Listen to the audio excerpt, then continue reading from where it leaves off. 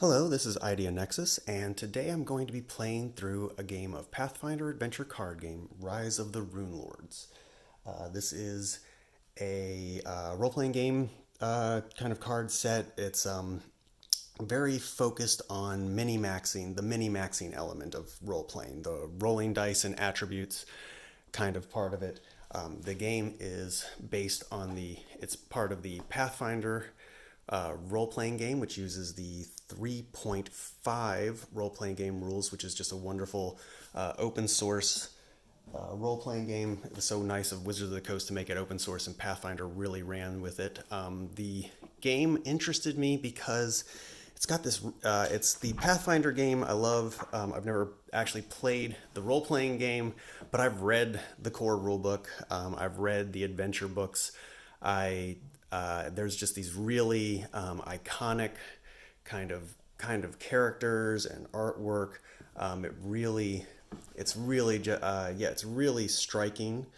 And so these are and Pathfinder, I think, was to my mind, this may not be true, but to my mind, Pathfinder was the first fantasy role playing game that kind of embraced the idea that your characters would eventually become superheroes in a way, even though it's never explicitly stated. The 5th edition Dungeons and Dragons rules do kind of explicitly state that your characters will eventually become superheroes. This game, it's very mechanical. It's not. It's not like I would say like Call of Cthulhu, where Arkham Horror, where you've got a lot of story. There is a story here, but it's really, you kind of just get into the mechanics of it, and there's a good flow to the game. If you are interested in the story, I do recommend picking up this, the Rise of the Rune Lords Adventure Path. I wish they would release a compiled version of all the adventure paths. I would pick them up. It's great because you've got the stories, and you can go through and get familiar with the characters, find out about the locations that are in the game, learn about you instead of seeing how the plot of the story plays out in the mechanics of the cards. For example, this adventure, this was an earlier adventure. It's a great adventure where you have to go around and rescue allies because a giant monster is attacking the town, and you have to rescue more allies than it devours. It's really fun. You can also get familiar with the locations and find out what these locations are actually about. You can learn about the henchmen and the villains. Some really wonderful stories. And again, I've never played this. I don't know that I would have the patience to have. I mean, this seems like a really epic. Like you'd take a year to get through this in a role playing game setting. Many Saturdays and Sundays spent on this. But today we're going to be playing. I've been playing this for a while. I'm now. I would say if I can complete this adventure, I will be 3/5 of the way through the Rise of the Rune Lords adventure path. Today I'm going to go through Into the Mountains, which is the final boss level of the Hook Mountain Massacre. So we're going to see how that goes. I have been practicing. I do for this game. I recommend if you pick up this game, it's great to pick up the app. The app is a great way to try things out. Just lose game after game after game. It's perfect without any worries, and try things out. Because if a character does die in the card game, that character is dead. They've got final death. There is no coming back from it. So if you lose a character in the app, no worries. You just play again. What was else I want to say about the app? The app, I also wanted to point out another thing I love about the app is in this game, you're always adding cards to add dice, and the app tells you statistically your chance of succeeding at a roll, and that's really nice to have. So what I'd like to talk about now What else? We've talked. Another thing about the app is that it also gives you rules. There are rules I overlook in this game, things I don't realize a card works a certain way, or things I'm prevented from doing that I think this game prevents me from doing, but then I find out in the app that I was interpreting a rule wrong. It's great to have that. In this game, I've put together a party that is feels really effective. I've got Sela, the iconic paladin. She's my tank. She can take heavy damage. I've pumped her up to now +6 when she has melee. I've got Seoni, the spell blaster. She's amazing. Again, pumped her up for her arcane ability so that she gets +6 when slinging spells.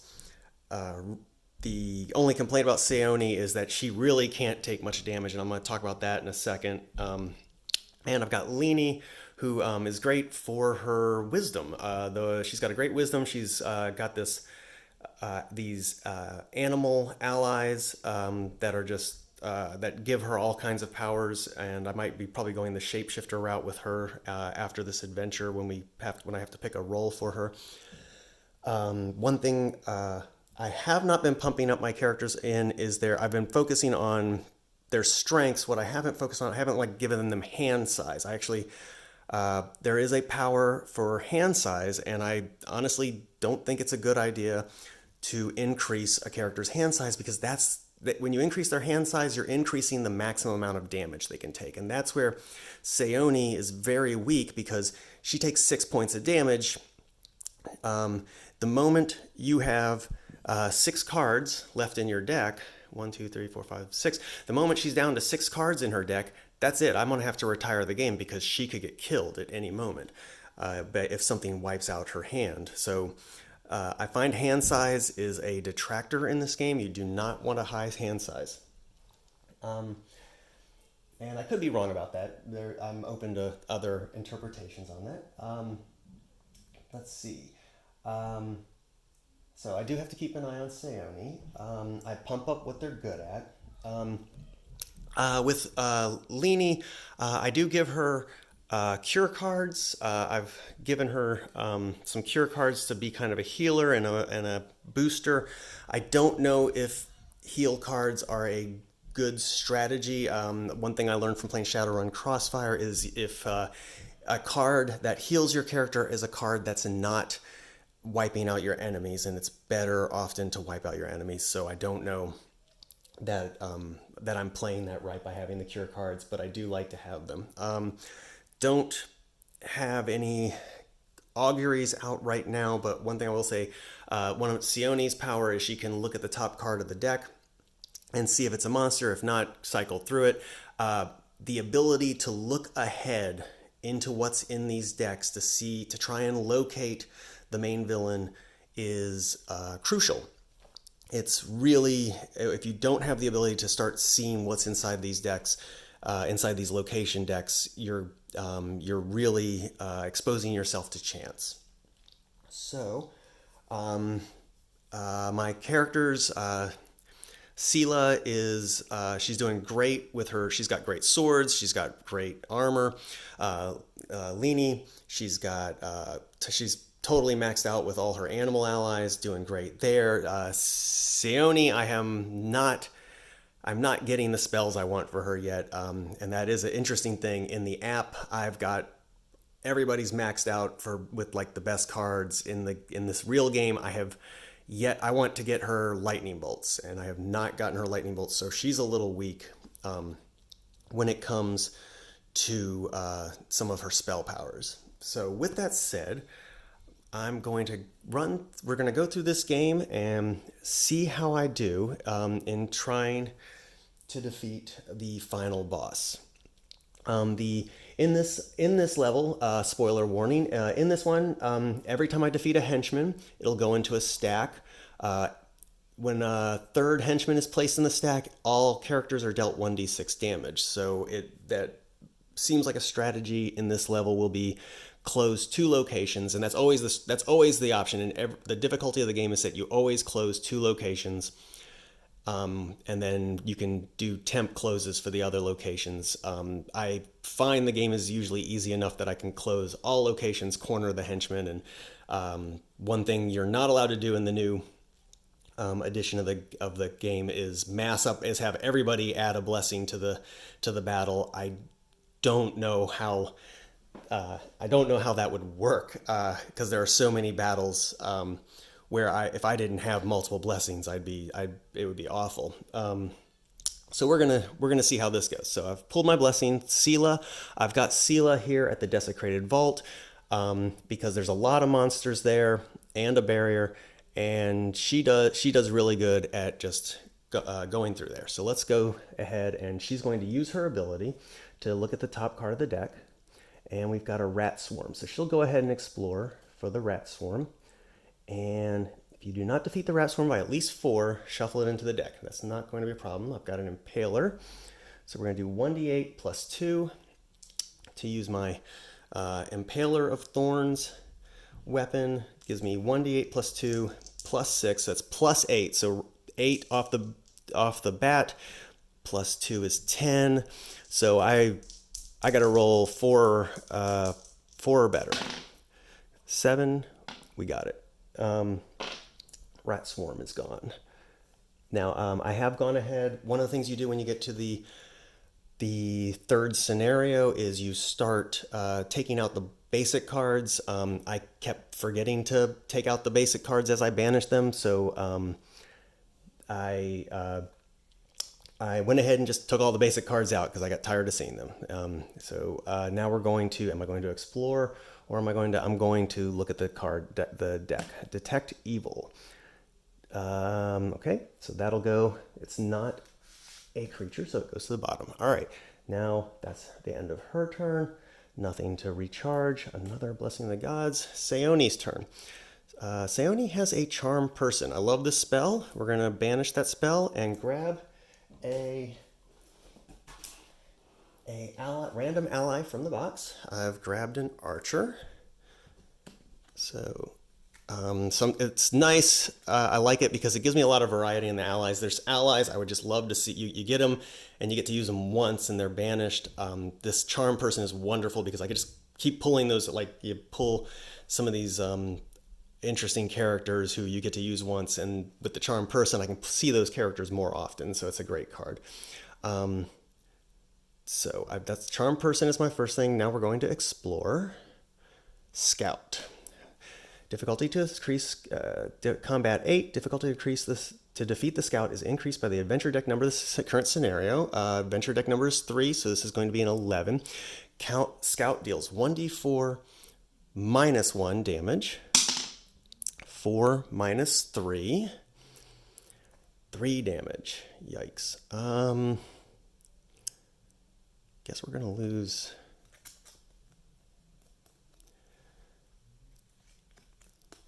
We're going to lose these. So see, already Seoni takes damage. So let's throw an acid arrow at him. We have to beat an 11. Acid arrow is 2d4 plus her arcane die, which is 12. So that's plus 6. 2d4, okay, plus 6.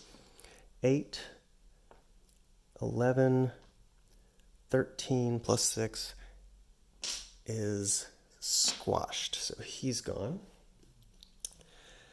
And again, so she can recharge her arcane spells, so we'll recharge that. And again, Seoni, this is the problem with Seoni. So now we're gonna end our turn, and 1, 2, 3, 4, 5, 6. Did get an augury, which will be good. That's good for her. Now we flip over another blessing, and we go to Leanie. Leanie will explore, and a Muckgrawl. Yuck, I hate this thing. Muckgrawl is immune to the acid. Add 1 die to checks with the fire trait. If it does not have the fire trait, it's undefeated. Another question, kind of put muck at the bottom of this location deck. So luckily the monster will go to the bottom of the location deck, but So, but we gotta at the end of the monster back is real location. So I've got a Medusa mask over here, but I don't want to use that shit. I'd use that to protect Leanie. We're going to go ahead and burn this major cure to give Leanie a D10 to her strength check. And then we got to beat a 15. We're going to use a Blessing of Gorum to add an additional 2d10. And then with her animal ability, we got to beat a 15. Animal ability gives her +1, +2. +2. 5, 6, 10, 12, 14. So that did not, we take 1 point of damage. We'll lose the cat. Sorry, kitty. The Muckgrawl is undefeated, which it was going to be anyways. Goes to the bottom of the deck. And not off to a very good start. So Leanie recharges her hand. 4, 5. Got a couple of cures. And we move on back to Sela. One thing I do like about this game is sometimes you can take bad hits and recover. Sela. Let's look at the top card of the deck.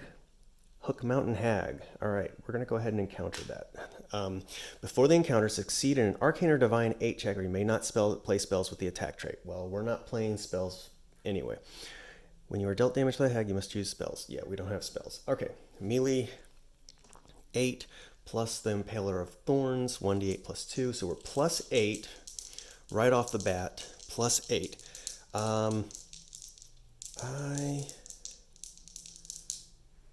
We need to be pumped a little bit for this. +8. Because I'm only going to, this is only getting me to maybe, I don't know, maybe I want to guess 50%, but we could use the Impaler of Thorns, additionally discard to reduce by 2, which would take it down to 13, 8, and then I'd have to roll a 5. I'm not ready to discard this yet, though. That's a good weapon. But you know what I can do? We can do the Bastard Sword. I've got a Bastard Sword. We discard 1d10, discard to add another 1d10. So we're going to discard the Bastard Sword and try to beat a 15. +8, 15. 6, 14, 17, 18. All right, Hook Mountain Hag is defeated. Goes back to the box, and we will close. Succeed at a Wisdom or Divine 6 check. Sela has a Wisdom of D8 and a Divine. So her Divine is +2.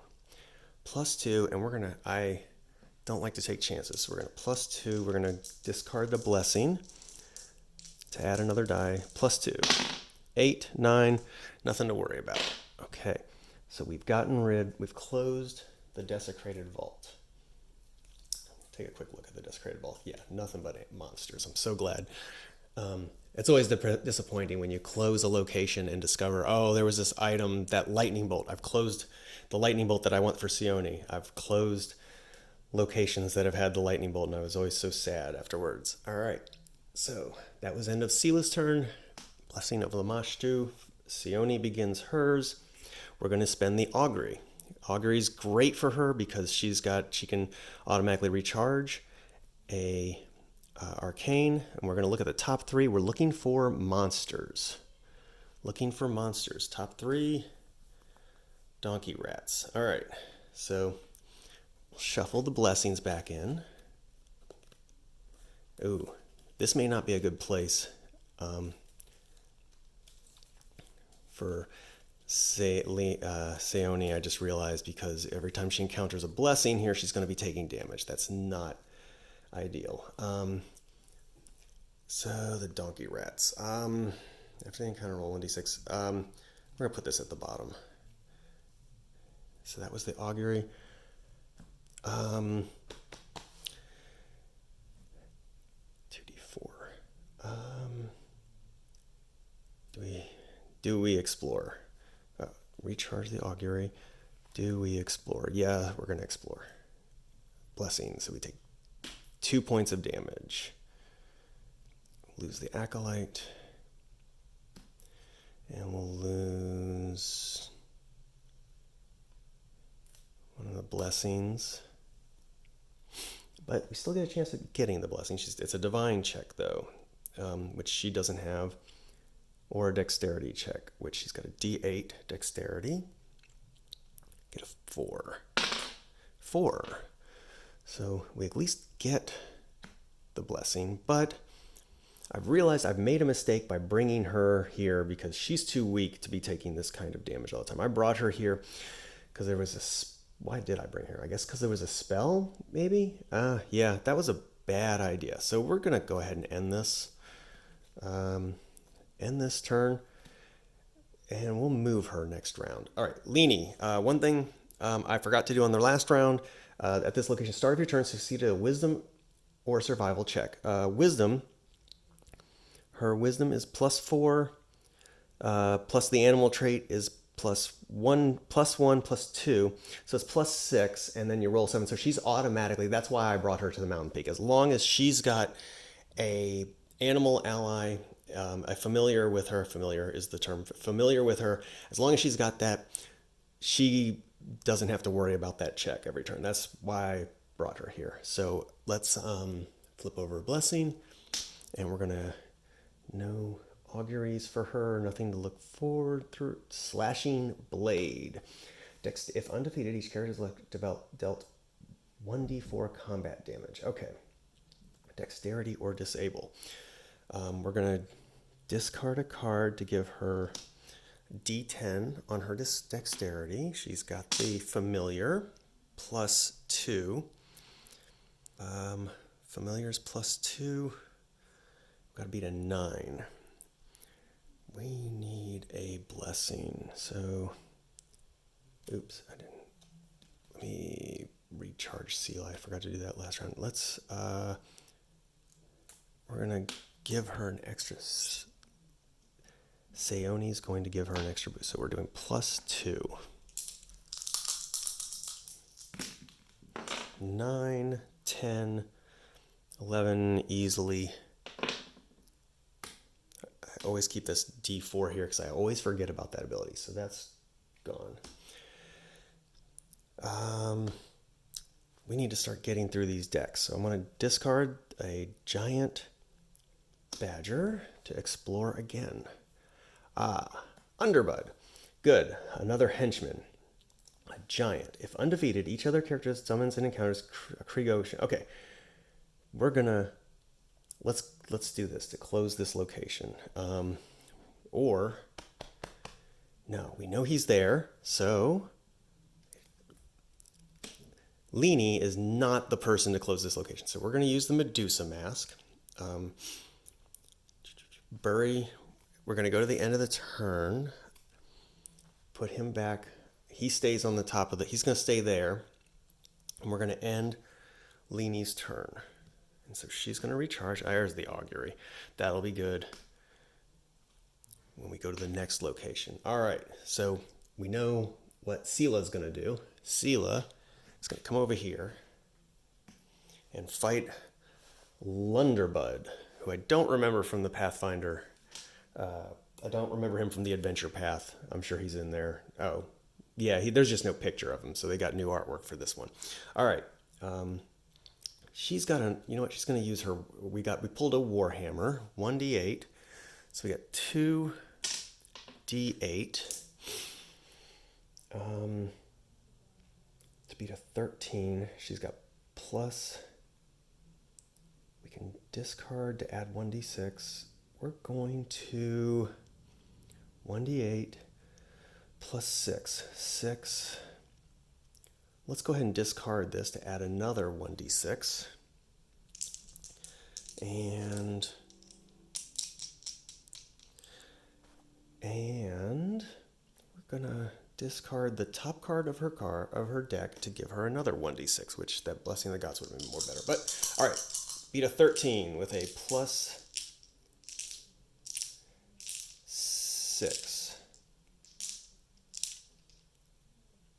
+6.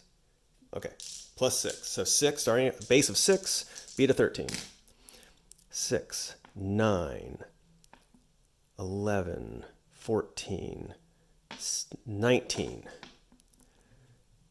Takes out Lunderbud. All right, that's two henchmen down. When the third henchman, so yeah, what I said earlier about closing oh yeah, no, this is the second location. Nope, no. If we defeat one more henchman, everybody will take 1d6. So now she can succeed at a wisdom 6. Her wisdom is a d8. Wisdom 6. Let's go ahead and 2 dice to a non-combat wisdom check. I'm going to use Blessing of Shelyn, I'm guessing. All right, so we're going to add 2 dice to a wisdom check. Beat a 6. Not a problem. As a general, I try to count these out. 13, 18, not a problem. Even though I can tell just from looking at the numbers sometimes that oh yeah, it was obvious I beat it, but I try to make it a habit to count the numbers out just to practice counting the numbers. So that's another location closed out. All right, we are back to Sione. Now, real quick, got to keep an eye on Sione. With 6 cards, 1, 2, 3, 4, 5, 6, she can take 2 more damage before. I don't know that I want to risk it. I kind of want to keep her held back a little bit. Well, we've already determined Sione's not in a good place, but she's got succeeded to Divine 6 or banish a blessing. Let's move her. She does, the woods is pretty good for her because if she doesn't defeat a monster, there's lots of monsters there, but if she doesn't defeat the monster, it gets banished anyways. That's kind of a nice thing about the woods. Goblin Warrior.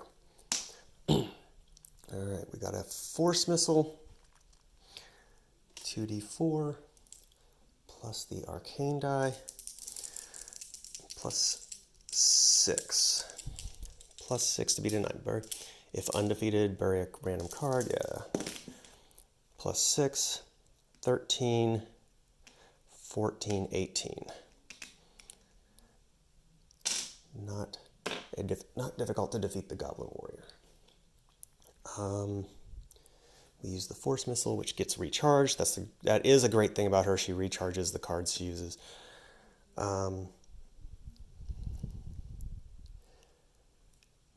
Should we explore? We're going to take it easy with her. We're doing pretty good.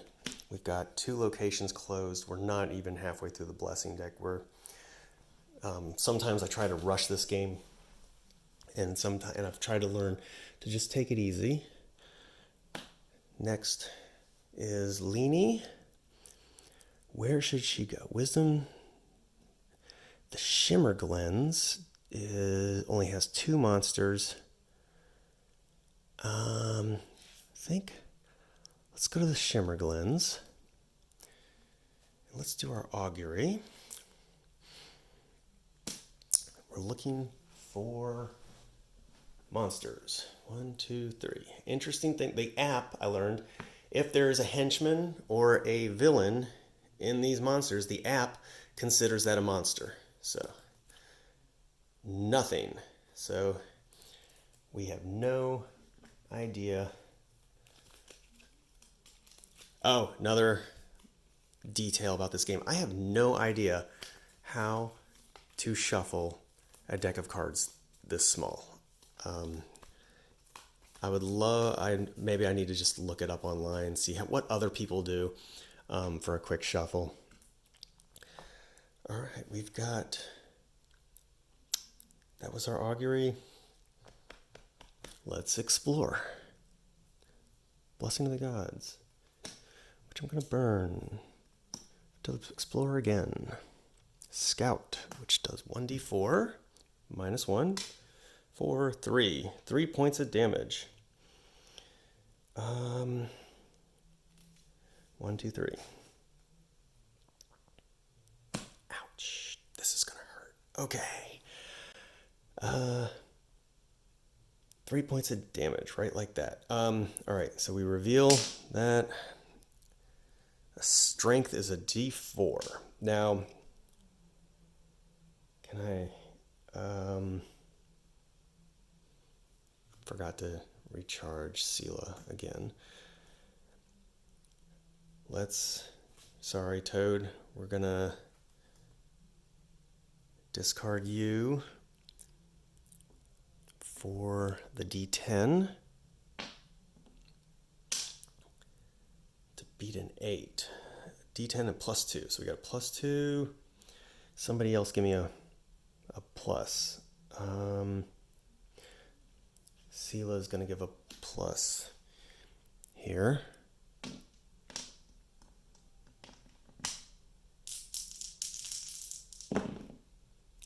Seven, 10, 13. The scout is defeated. Okay.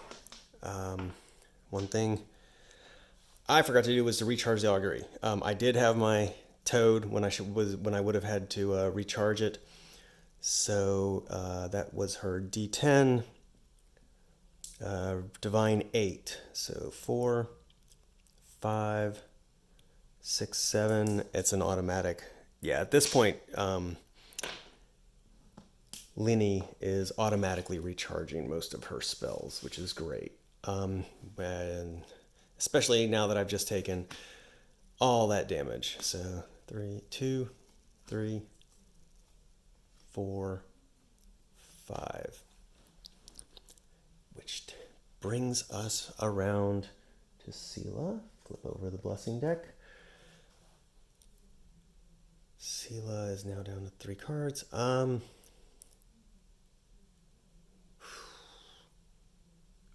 Sela, people are kind of spread out. We'll go here. Spend her augury, divine 8 to recharge. She's got a wisdom d10, d10 plus 2, 3, 4, 5. She does not. She's not going to recharge it. Looking for monsters. 1, 2, 3. Give me sneak. All right. So I don't care about that. And we will put that at the bottom of the deck. Augury goes to the discard pile. Sela uses her ability to skeleton horde. Each character in overlooking location summons an ancient skeleton henchman. Okay, ancient skeleton henchman. I've dealt with those. Yep, ancient skeleton. All right. All right, everybody. Fight your ancient skeleton henchmen. First, let's do Sela. 1d8 plus 2. Got to beat an 8. 6, 8. Okay, Sela wins. Seoni. Hey, Seoni, why don't you discard a Caltrops to... Yeah, she'll just banish Caltrops to defeat it. And then Lini has a couple of inflicts. And she's got a monkey, which is great because that gives her back that. So roll your divine plus 1d6. Her divine is a d10. Where's my d10? d10 plus 6 plus monkey is plus 2. And her divine is plus 1. So plus 3. 4, 8, 11, 14. All right, we've successfully survived the skeleton horde. End of turn. Let's see what's on the bottom. A blessing of the gods, which she doesn't care. She's a great character here, I just realized, because she's just going to cycle right through those blessings. This is, should have thought of that earlier. So she's cycling through the blessings, doesn't have to encounter them. We now move on to Sione, Blessing of Iomede, Boots of Elvenkind, Dexterity of 8. No. Oh, I forgot to recharge the Inflict. Divine 6. Divine is +1, plus that. Divine of D10. +2, +3. Oh, I forgot. Yep. No. She just automatically recharges. Sione is in danger. Or Lini is in danger. She's down to 4 cards. So, yeah, that hit she took earlier was pretty tough. The Boots of Elvenkind go into the pile. I don't know that Lini can do much at this point. I think Lini's going to have to take it easy. So, she's going to recharge. Sela. I just messed that up. Sela. Sione did the boots and recharges. Lini recharged. Sela is my tank.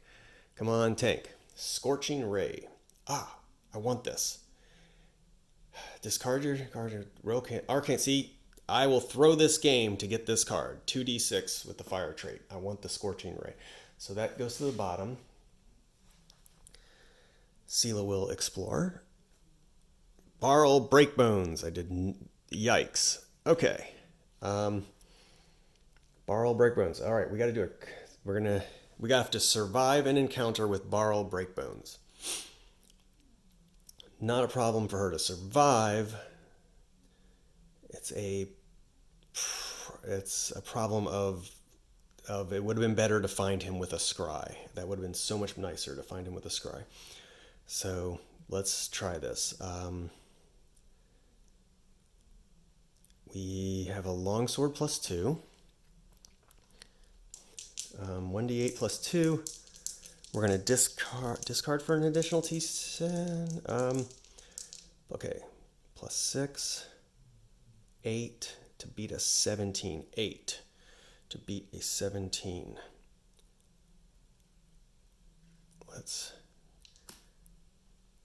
Gotta beat it. +8, beat a 17. All right, +8. So this is a base of 11. I think this shouldn't be a problem. 6, okay, 8, 10, 14, 19. All right, got through the first combat. Did not discard for the D6.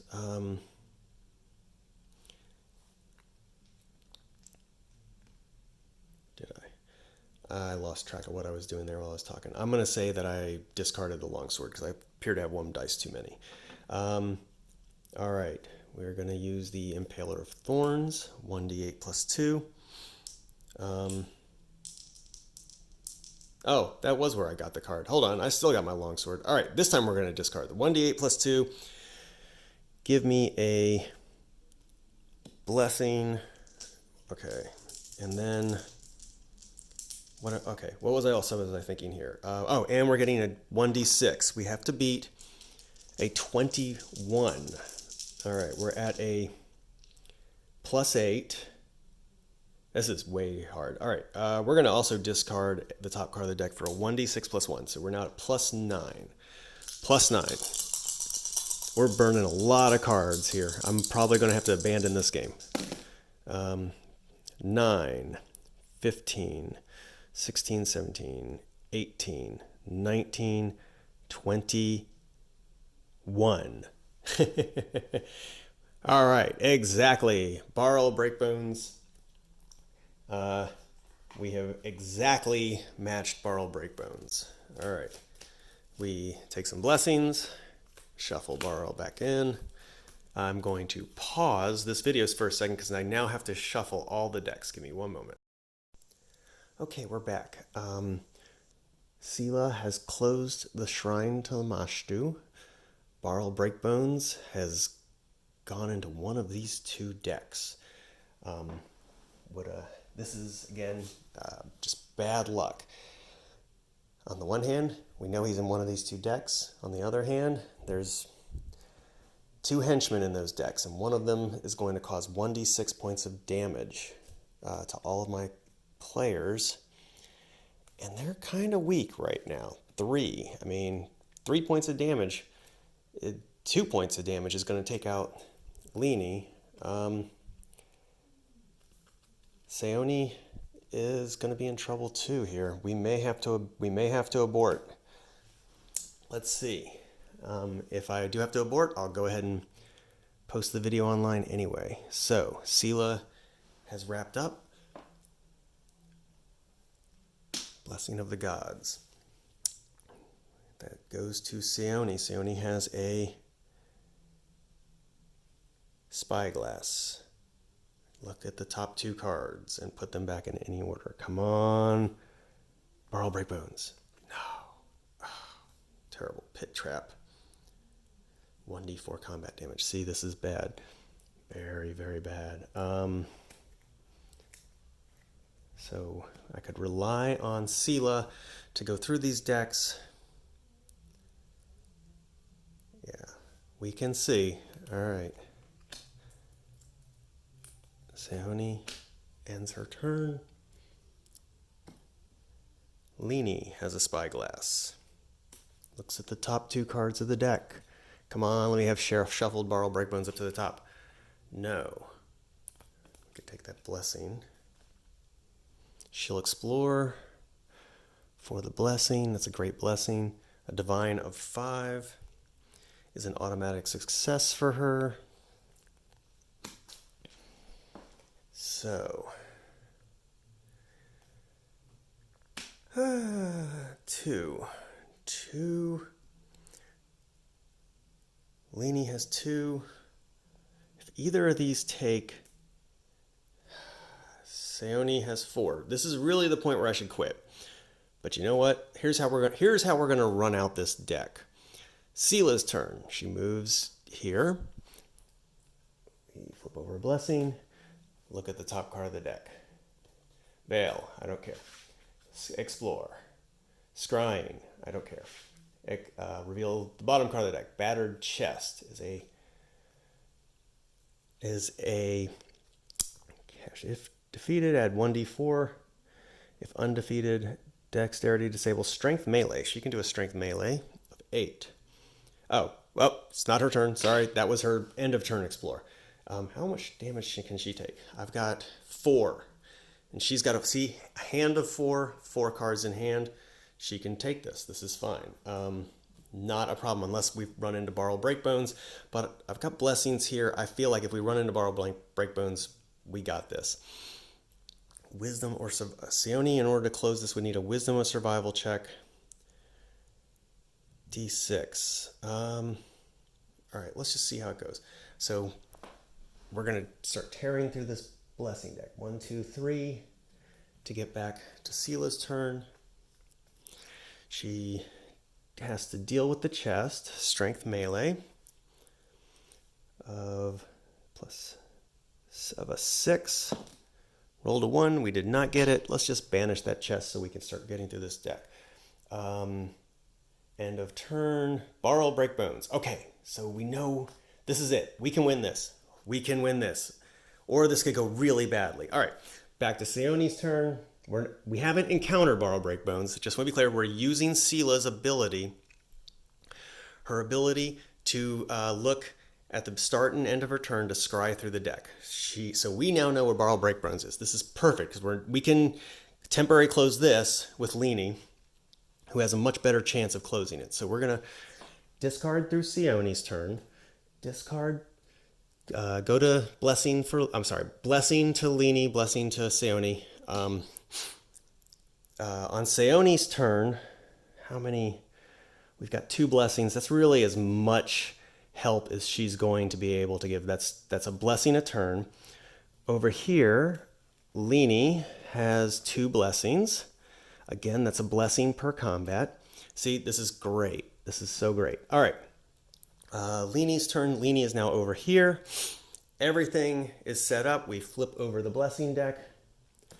So just to go over again what I did, Leanie, okay, Seoni is here, Leanie's here, where they're both over here. Damage dealt by Barl is dealt to each character at this location. So nobody else is at this location. Leanie and Seoni are safe. They're safe over here. They're going to temporarily close this. Sela, my tank, Sela, is going to kick Barl Breakbones' butt. And she's got what she needs to do it. This is the worst that could happen is she'll lose, and we lose this adventure. We lose this particular scenario. That's fine. I will let it go at that. So here we go. Sela's turn. She encounters Barl Breakbones. Combat of 17. She's got the Impaler of Thorns, 1d8 plus 2. So she gets her d8 for her melee check, plus 6. Impaler of Thorns gives her the 1d8 plus 2. So we've got a plus 8 starting off. All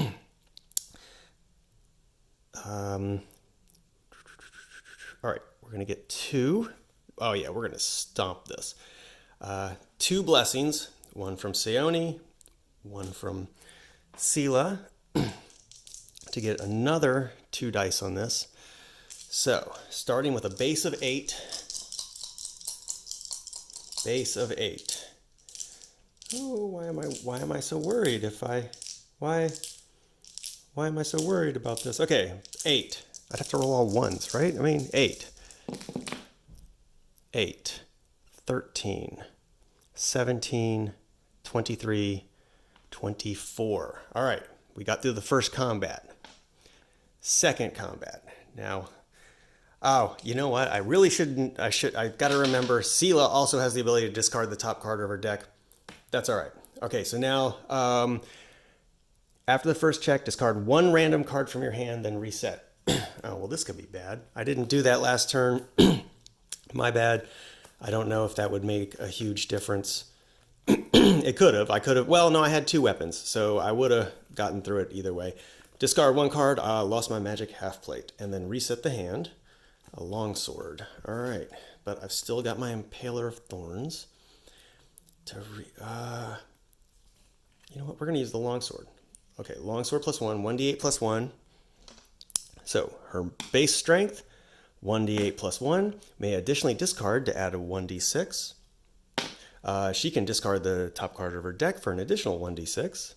So we start with a base of plus 7. Blessing of Abadar from Seoni to get another 1d8. Then Blessing of Lamashtu to add 2 dice to a check to defeat a monster. I only have 1 dice left. So we're starting with a plus 7. Starting off with plus 7.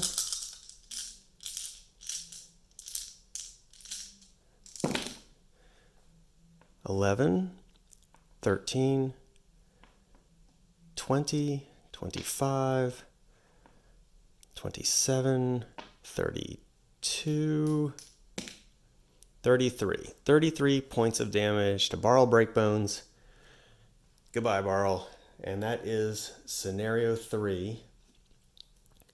I forgot to close this. Hold on. Oh, I forgot to close that. That's okay. Not a problem. Plus the, wait. Oh, it's an automatic close. 6. Oh, thank goodness. Okay, remember. Okay, I'm not cheating here. I promise. Plus 5, 6, 7, and rolling the dice gives you another 2 at minimum. So yeah, no. She automatically closed this. Really, I'm seriously. Okay, so that is that is Pathfinder adventure card game. I'm very much enjoying this game. It's just there's different kinds of role playing people who play role playing games for different reasons. I always played role playing games because I love the idea of running superheroes. getting my characters up to legends and lore level. I was never too big on the mini maxing, and the thing I love about this game is it really feels like it makes mini maxing interesting. It does feel like it's all about giving your characters the best stats possible. And now my characters are going to get some great loot. They're going to get this Sahedron medallion, a wand of enervation, headband of vast intelligence, of which I'm probably not going to use any of these. I might use the medallion, but the rest of these will just go in the loot box and be forgotten about. And so that's a game. Hope you enjoyed it, and I hope maybe you learned a few things. I hope I'll keep watching videos of others and continue to learn from others. Thank you very much for watching. Have a good day.